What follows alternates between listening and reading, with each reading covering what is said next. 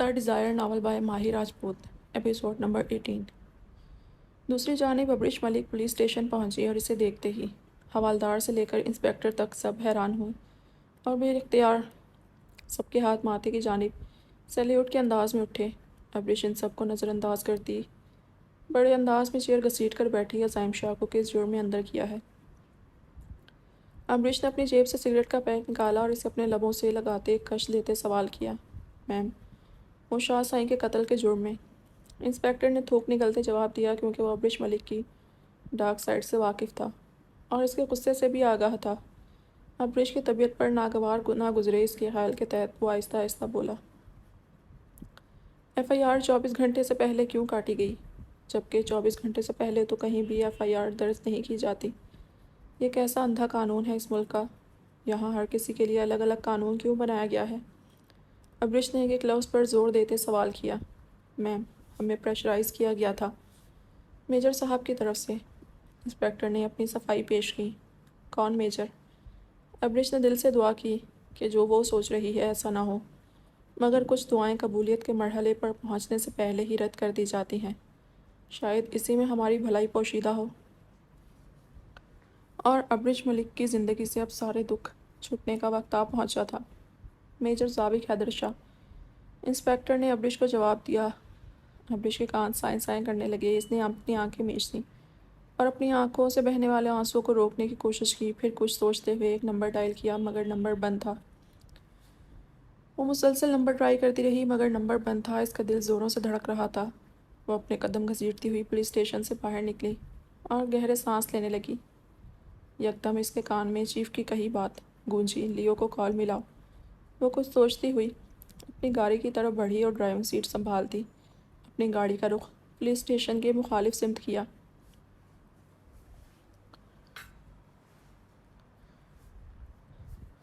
ولید lounge میں صوفے بیٹھا صوفے کی پشت سے ٹیک لگائے ہوئے تھا۔ لاؤنج میں مکمل اندھیرا تھا جب تہام زبیر ملک اس کے لیے کافی کا مگ ہاتھ میں تھامے اس کی طرف بڑھا اور سائڈ ٹیبل پر رکھا لیمپ آن کیا اور کافی کا مگ ولید کی جانب بڑھایا۔ لائٹ آف رہنے دو شہزادے، ولید نے تہام سے کہا۔ آپ عزائم شاہ کی وجہ سے پریشان ہیں؟ تہام نے ولید سے پوچھا۔ نہیں، ولید نے یک لفظی جواب دیا۔ کیوں، جبکہ آپ کو ہونا چاہیے، اس پر کیس ہوا ہے مرڈر کا۔ تہام نے ولید کی طرف دیکھتے کہا، مجھے پتا ہے وہ ان کیسز سے بآسانی نکل جائے گا۔ ولید نے بنا اس کی جانب دیکھے کہا اور پھر سے کسی گہری سوچ میں مبتلا ہو گیا۔ دونوں کے بیچ خاموشی چھا گئی۔ انزش کا کیا ہوگا تہام؟ اب کی بار ولید کی آواز نے اس خاموشی کو چیرا۔ پتہ نہیں، شاید وہ بھی اپنی بہن کی طرح شادی کر لے گی۔ تہام نے نظر چراتے جواب دیا۔ اس کی بات سن کر ولید کی آنکھوں کے سامنے ساحرہ کا چہرہ جگمگایا اور اس کے دل میں ایک ٹیس سی اٹھی۔ آپ اپنی لائف میں موو آن کیوں نہیں کر لیتے؟ تہام نے بات بدلتے کہا۔ موو آن اتنا آسان نہیں ہوتا، ولید نے ہنستے ہوئے کہا۔ کیا آج بھی اس سے محبت کرتے ہیں آپ؟ تہام کی آواز دھیمی تھی۔ ہاں، میں نے ان سے محبت کی تھی اور ہمیشہ کروں گا، مگر میں نے کبھی حاصل کی تسکین نہیں رکھی تہام۔ محبت لا حاصل بھی رہی تو کیا ہوا، محبت تو محبت ہے نا، اور ہمیشہ محبت ہی رہے گی۔ کسی سے محبت کرنا کمال نہیں ہوتا، آخر تک کسی سے محبت کرتے رہنا، اسی ایک شخص پر اسٹک رہنا کمال ہوتا ہے۔ تم جانتے ہو ابریش کے بغیر میری حالت اس فقیر جیسی ہے جو گلی کے کنارے بیٹھا لوگوں کو خوشیاں دیکھتا رہتا ہے اور پھر آسمان کو دیکھ کر مسکرا دیتا ہے اپنی ہربا نصیبی پر۔ میرے پاس تو خدا سے شکوہ کرنے کے لیے الفاظ بھی نہیں ہیں۔ میں نے تو کبھی خدا سے اسے مانگا ہی نہیں ہے، کیونکہ میں خود کو کبھی اس سے قابل سمجھتا ہی نہیں تھا تہام۔ ولید بات کرتے کرتے خاموش ہو گیا۔ اس کی آنکھوں سے ایک آنسو نکلا جو اس کی داڑھی میں جذب ہو گیا۔ ابریش اس کی حیات کا وہ خسارہ تھی جسے یاد کر کے ولید زبیر ملک کی آنکھوں سے بلا اختیار آنسو نکلتے تھے۔ وہ دونوں بات کرتے کرتے خاموش ہو گئے جب یکدم ان کے اپارٹمنٹ کا دروازہ کھلا اور وہ بھاگتی ہوئی لاؤنج پہ پہنچی۔ اسے دیکھ کر وہ دونوں شاکڈ ہوئے۔ سب سے پہلے ولید نے آگے بڑھتے اس سے سوال کیا، کیا مسئلہ ہے ابر؟ اتنی بار کہا ہے نوک کیا کرو، اور یہ تم اتنی رات کو یہاں کیا کر رہی ہو؟ ولید نے غصے میں ابریش سے سوال کیا، ابریش جو کہ ایک سہارے کی تلاش میں تھی۔ ولید کو دیکھتے ہی اس کی آنکھوں سے آنسو نکلنے لگے اور وہ ولید کے گلے لگ گئی، اس کے کاندھے پر سر رکھے آنسو بہانے لگی۔ کبھی کبھی انسان کا دل اتنا بے خبر بھر جاتا ہے کہ اسے اپنے دل کی بھڑاس نکالنے کے لیے کسی کاندھے کی تلاش ہوتی ہے۔ وہ بنا کچھ کہے خاموش آنسو بہاتا اس کاندھے پر سر رکھے پرسکون ہو جاتا ہے، اور ابرش کے لیے وہ کاندھا بچپن سے ہی ولید زبیر ملک کا تھا۔ تہام ملک ان دونوں کو دیکھ کر خاموشی سے وہاں سے چلا گیا۔ ولی وہ ابرش کافی دیر بعد ولید کے کاندھے سے سر اٹھاتی اس سے الگ ہوئی۔ کیا وہ ابر؟ ولید جانتا تھا وہ عزائم شاہ کے لیے پریشان ہے۔ لیو، وہ میرا بھائی عزائم شاہ۔ ابرش شاہ یہ کہتے ہی بے ہوش ہو گئی۔ اس سے پہلے کہ وہ نیچے گرتی، ولید نے اسے اپنی باہوں کا سہارا دیا اور اس کے گال تھپکتا اسے ہوش میں لانے کی کوشش کرنے لگا۔ عزائم شاہ جیل میں فرش پر بیٹھا دیوار سے ٹیک لگائے گہری سوچ میں گم تھا۔ اس کی آنکھوں کے سامنے بار بار گزری رات کا منظر چل رہا تھا۔ انود کی آنکھوں میں بے یقینی اسے قدموں سے زمین کھینچ چکی تھی۔ اس نے کبھی خواب میں بھی نہیں سوچا تھا کہ انود شاہ یوں اسے کٹہرے میں لا کھڑا کرے گی۔ وہ درد اور اذیت کی انتہا پر تھا جس کی گواہی اس کی آنکھوں سے بہتے آنسو دے رہے تھے۔ وہ ضبط کرنا چاہتا تھا مگر اس کے لیے یہی تو صبر آزما لمحہ تھا۔ وہ کتنی ہی دیر دیوار کی پشت سے ٹیک لگائے آنسو بہا رہا تھا جب اس کے قریب ایک مردانہ آواز گونجی، اٹھو لڑکے، تمہاری ضمانت ہو چکی ہے۔ ایک پولیس والے نے اسے آ کر پکارا۔ عزائم شاہ جو گہری سوچ میں گم تھا اس کی طرف دیکھتے بے تاثر انداز میں گویا ہوا، میری ضمانت کس نے کروائی؟ عزائم شاہ نے اس آدمی سے استفسار کیا۔ مجھے کیا پتہ؟ اس شخص نے انتہائی بدتمیزی سے جواب دیا۔ اگر کوئی اور وقت ہوتا تو عزائم شاہ اس بدتمیزی کرنے والے کا منہ توڑ دیتا، مگر اس وقت ہی تو اب بدل گیا تھا۔ عزائم شاہ جو کہ سلیبریٹی تھا، اسے اب دنیا کے تلخ رویوں کو ایک بار پھر سے سہنا تھا۔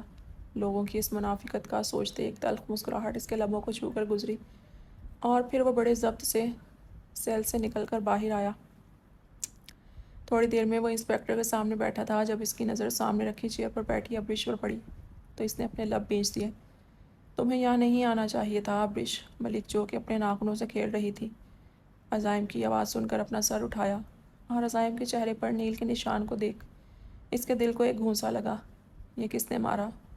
ابرش نے فکریہ انداز میں پوچھا اور انسپکٹر کی طرف کھا جانے والی نظروں سے دیکھنے لگی جو کہ ابرش کی گھوڑی پر ہڑبڑایا تھا۔ انہوں نے نہیں مارا۔ اس سے پہلے کہ انسپکٹر بولتا عزائم کی گھمبیر آواز گونجی، میرے خیال سے ہمیں چلنا چاہیے۔ ولید نے صورتحال پر قابو پاتے کہا اور پھر ابرش کا ہاتھ تھامتا ہوا پولیس اسٹیشن سے نکلا۔ ان کے پیچھے ہی عزائم شاہ چلا آ رہا تھا۔ عزائم شاہ جیسے ہی پولیس اسٹیشن سے باہر نکلا، میڈیا کا ایک ہجوم اس کی طرف بھاگتا ہوا آیا جنہیں وہ ایک ادا سے نظر انداز کرتا ولید کے ساتھ گاڑی میں بیٹھا۔ پیچھے اس کا وکیل میڈیا کے سوالوں کے جواب دینے میں مصروف تھا۔ دیکھیں، عزائم شاہ بھی صرف ملزم ہیں۔ ان پر الزام لگا ہے، ہم نے ہائی کورٹ میں اس کیس کو چیلنج کیا ہے اور جلد ہی عزائم شاہ کو باعزت بری کروائیں گے۔ وکیل میڈیا کے نمائندوں کو جواب دے رہا تھا۔ عزائم شاہ گاڑی میں بیٹھ کر کھڑکی سے باہر لوگوں کے ہجوم کو دیکھ رہا تھا۔ ولید ڈرائیونگ سیٹ پر بیٹھا اس کے حکم کا منتظر تھا۔ عزائم شاہ کے ڈنگی کی طرف لے جاؤ گاڑی، عزائم شاہ نے بنا نظر ہٹائے کہا۔ ابرش نے چونک کر سر اٹھایا، تم وہاں کیوں جانا چاہتے ہو؟ جہنم میں بھیجو ان سب کو بھائی، ابرش نے تیز لہجے میں کہا۔ میری بیوی، میری ماں، میری بیٹی تینوں وہاں ہیں۔ میں ایک بار انود سے بات کرنا چاہتا ہوں، انہیں اپنا یقین دلانا چاہتا ہوں۔ عزائم شاہ نے ابرش کی طرف بیک ویو مرر سے دیکھتے کہا۔ اسے اگر یقین کرنا ہوتا تو یہ نوبت نہ آتی، اسے تمہاری کوئی پرواہ نہیں ہے، ابرش نے منہ بسوڑتے کہا، مگر عزائم شاہ نفی میں سر ہلاتا سیٹ کی پشت سے ٹیک لگا چکا تھا۔ ابرش ملک نے لبوں سے سگریٹ لگایا تو ولید نے اسے گھورا، مگر وہ ولید کی گھوری کو نظر انداز کرتی سگریٹ کا کش لگانے لگی۔ ولید ملک نے کچھ ہی دیر میں گاڑی عزائم شاہ کی گنڈم نے مین گیٹ کے سامنے روکی۔ عزائم شاہ گاڑی سے نکلتا مضبوط قدم اٹھاتا اندر کی جانب بڑھا۔ ایشم، کھانا کھا لو پلیز۔ انود ایشم کے پیچھے بھاگتی ہوئی لان میں آئی اور ایک کونے میں سے منہ چھپائے بیٹھے روتے دیکھ کر اس کی طرف بڑھی۔ ایشم، میری جان کیا ہوا؟ تم رو کیوں رہی ہو؟ انود تڑپتی ہوئی اس کی طرف بڑھی جب ایشم نے اس کو پاس آنے سے روک دیا۔ Don't, you are bad, you scared my baba, you ہٹ مائی بابا، آئی ہیٹ یو ماما۔ ایشم اسے انگلی سے اٹھا کر وارن کرتی وہاں سے بھاگ گئی۔ ایشم، میری بات سنو۔ انود ایشم کے پیچھے بھاگتی ہوئی جا رہی تھی جب وہ زاوی شاہ کے سینے سے جا ٹکرائی۔ اس سے پہلے کہ وہ گرتی، زاوی شاہ نے اسے کمر سے پکڑ کر اپنے قریب کیا۔ آج اتنے سال بعد زاوی شاہ کی قربت نے انود کو کچھ پل کے لیے ساخت کیا اور پھر اس کے لب آہستہ سے ہلے تھے۔ لیو می زاوی حیدر شاہ، انود نے ایک لفظ پر زور دیتے کہا۔ جاوید شاہ اسے چھوڑنے کے ارادے سے اس کی کمر سے ہاتھ نکالنے لگا جب اس کی نظر اس طرف آتے عزائم شاہ پر پڑی اور جاوید شاہ کا شیطانی دماغ بہت جلدی سے کام کرنے لگا۔ اس نے انود کی کمر میں دونوں ہاتھ ڈالے، اسے اپنی باہوں میں اٹھایا اور اپنے لب اس کی گردن پر رکھے۔ انود کو ساخت کر چکا تھا۔ انود خود کو چھڑوانے کی کوشش کرنے لگی، مگر جاوید شاہ اس کے نازک جسم کو اپنے فولادی جسم میں قید کیے ہوئے تھا۔ واو، ایکسیلنٹ! عزائم شاہ نے تالی بجاتے دونوں کو اپنی جانب متوجہ کیا۔ انود جو آنکھیں بند کیے جاوید سے اپنی جان چھوٹنے کی دعائیں کرنے لگی تھی۔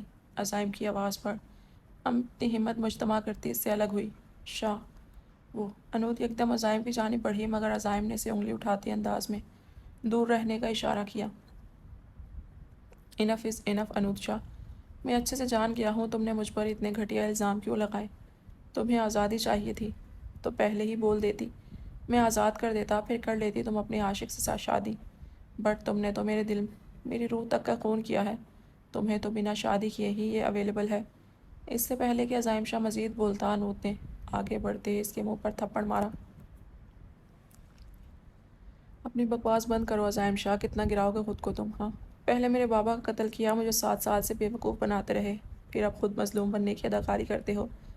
ویسے کیوں نہیں کرو گے تم اداکاری ایک انٹرنیشنل اداکار جو ٹھہرے؟ تم ہمیشہ کہتے تھے کہ میں کبھی نظر ملا کر جھوٹ نہیں بول سکتی، تو آج دیکھو عزائم شاہ، میں تمہاری آنکھوں میں آنکھیں ڈال کر بول رہی ہوں، میں نفرت کرتی ہوں تم سے، شدید نفرت۔ مجھے گھن آ رہی ہے یہ سوچ کر کہ میں نے تم جیسے خبیث اور گھٹیا آدمی کے ساتھ تعلق رکھا۔ میں لعنت بھیجتی ہوں ان لمحات پر جو میں نے تمہارے ساتھ گزارے۔ انود یہ کہتے ہی اندر کی جانب بڑھنے لگی جب سب لوگ وہیں آ گئے، اور عزائم شاہ سب کو نظر انداز کرتا اندر جانے لگا جب واسق شاہ نے اس کو روکا۔ رکو، کہاں جا رہے ہو؟ واسق شاہ نے عزائم سے استفسار کیا، مگر دوسری طرف خاموشی تھی۔ واسق شاہ بیٹے کی ڈٹائی پر حیران ہوتے گویا ہوئے، کیا تم نے انود اور زاوی کو الگ کرنے کے لیے ابتہاج کا قتل نہیں کیا؟ واسق شاہ نے ایک ایک لفظ چباتے کہا۔ نہیں، عزائم نے ایک لفظی جواب دیا، اس قدر بکھرے حلیے میں بھی وہ دلکش لگ رہا تھا۔ کیا تم نے انود کو پانے کے لیے گھناؤنے کام نہیں کیے؟ واسق شاہ نے ایک بار پھر سے عزائم سے سوال کیا۔ نہیں، عزائم شاہ نے دوبارہ وہی جواب دیا۔ سچ بتاؤ مجھے، واسق شاہ نے غصیلے لہجے میں کہا۔ آپ سچ جاننا چاہتے ہیں یا جو آپ نے سنا ہے اسے سچ مان کر میرے منہ سے سننا چاہتے ہیں؟ عزائم شاہ نے ان کی جانب دیکھتے کہا۔ میں تمہارے گناہ تمہارے منہ سے سننا چاہتا ہوں، عزائم، واسق شاہ نے چیختے ہوئے کہا۔ تو پھر انتظار کریں، جب گناہ کروں گا تو سب سے پہلے آپ کو بتاؤں گا۔ فی الحال میں نے کوئی گناہ نہیں کیا، عزائم شاہ نے بترکی جواب دیا۔ کیا تم نے ابتہاج شاہ کا مرڈر نہیں کیا؟ واسق شاہ نے اس کی طرف گھورتے ہوئے کہا۔ نہیں، یہ آپ نے سنا ہے، سچ نہیں ہے۔ ضروری نہیں ہوتا کہ جو آپ سنیں وہ سچ بھی ہو، عزائم شاہ نے واسق شاہ سے کہا، مگر نظریں اس کی انود پر ہی ٹکی ہوئی تھیں۔ تو کیا سب لوگ پاگل ہیں؟ تمہارے خلاف ثبوت ہے، بے وقوف سمجھ رکھا ہے سب کو، واسق شاہ نے عزائم کو گریبان سے پکڑ کر کہا۔ میں جانتا ہوں یہ سب کس کے کہنے پر کیا جا رہا ہے، عزائم نے اب کی بار ضابط کی جانب دیکھتے کہا۔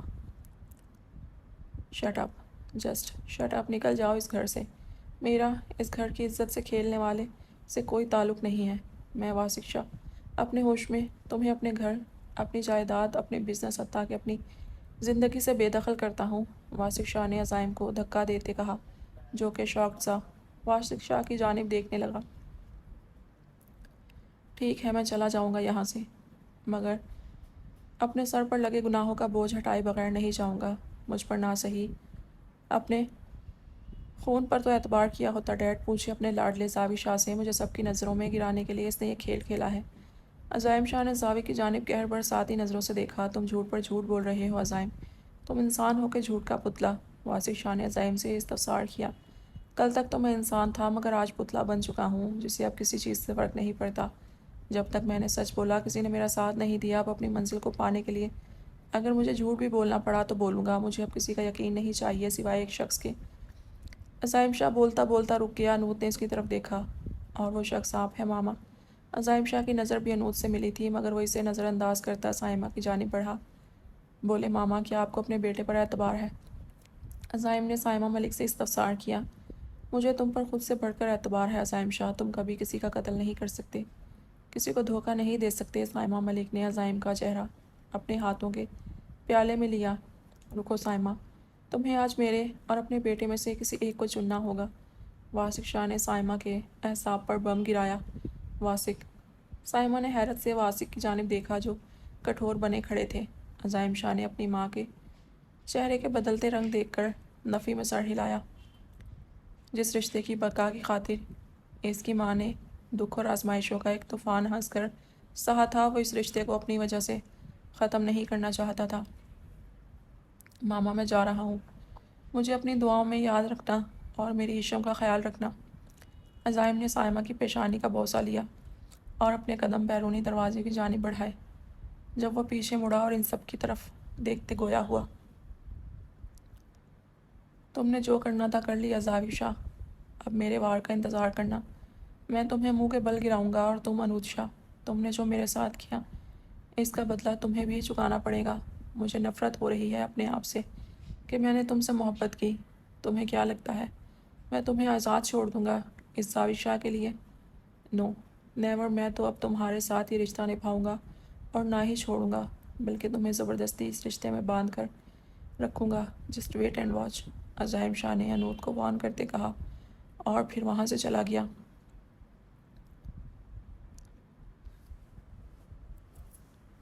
भाई, तुम यहाँ हो, मैं तुम्हें कहाँ कहाँ से नहीं ढूंढ रही थी। अब्रिश मलिक, जो अज़ाइम शाह को ढूंढ रही थी, इसे अपने रूम में देखकर हैरान होती इसकी तरफ बढ़ी। दोनों के बीच मुकम्मल खामोशी थी। अब्रिश ने अज़ाइम के चेहरे की तरफ देखा, जहाँ दर्द का एक जहाँ था। वो अपने भाई की तकलीफ़ देखकर भागती हुई इसकी तरफ लपकी और इसके कंधे पर हाथ रखे गोया हुई।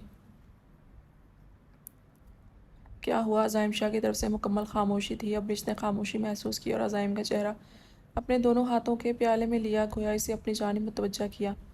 छोड़ आया हूँ सब कुछ अब्रिश। अब्रिश ने सब नाते, अपनी बीवी, अपना बाप, अपना घर, सब कुछ। किसी ने भी एतबार नहीं किया मुझ पर, अज़ाइम शाह ने एक एक लफ्ज़ चबाते हुए कहा। अब्रिश ने सपाट अंदाज में इसकी जानिब देखा। भाई, तुम अकेले नहीं हो, मैं हूँ ना तुम्हारे साथ। अब्रिश ने अज़ाइम का हाथ अपने हाथों में लेते कहा। मुझे अनूद का एतबार चाहिए था अबर, बट इसने मुझ पर एतबार नहीं किया। मैं टूट चुका हूँ अबर। अज़ाइम शाह बुरी तरह रो रहा था। अब्रिश मलिक इसे संभालने की कोशिश करने लगी, मगर वो दर्द और अजियत की इंतहाओं पर था। वो चाह कर भी अब्रिश को ज़ाविक और अनूद के बारे में ना बता सका। इसने भले ही अनूद को ज़ाविक के साथ अपने दिल का गुबार निकाला था, मगर वो किसी तीसरे के सामने अपनी अनूद को शर्मिंदा नहीं कर सकता था।